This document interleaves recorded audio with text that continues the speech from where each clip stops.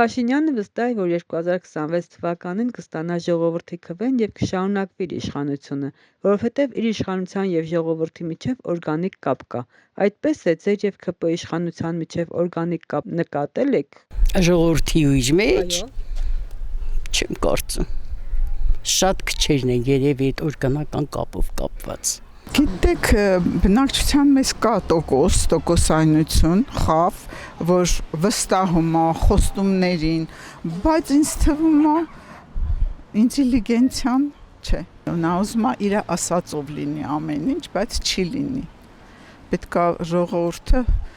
վերջնական հասկանա, մտածի, չգիտեմ ոնց դեպի լավ է, էլի դեպի լավ, ազատվենք, չեն համախմբվում այդ իր հերթին եւ միևնույն ժամանակ չեն ըմբոստանում նրա ամեն խոսքի դեմ, ոչ ոք չի կանգնում, չի պատասխանում, չեն ասում, թեկուզ ընդդիմությունը սահմանափակվում են միայն ազգային ժողովում ամբիոններից ելույթ ունենալով ու վերջ։ Ինչ որ տոկոսային հարաբերությունով կա, տոկոսային, ոչ ամբողջական, բայց ինչ որ մեկ բան կա։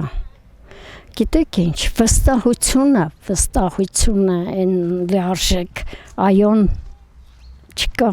Մենք պետք է սաղս հասկանանք, չէ՞ որ մարդը ընտրվել է, ինչի համար է ընտրվել։ Որ ժողովրդին պահեն, բայց այսօր մեր ժողովուրդը իրականում շատ վատ վիճակում է։ Մենք սկզբում մինչև իր ընտրվելը շատ մեծ հույսեր էինք կապում, մենք ինքներս էլ իրեն ենք ընտրել, բայց այդ կապը այլևս խեղաթյուրված է եւ չի կարող լինել իմ կարծիքով։ Երբեք չեմ զգացել։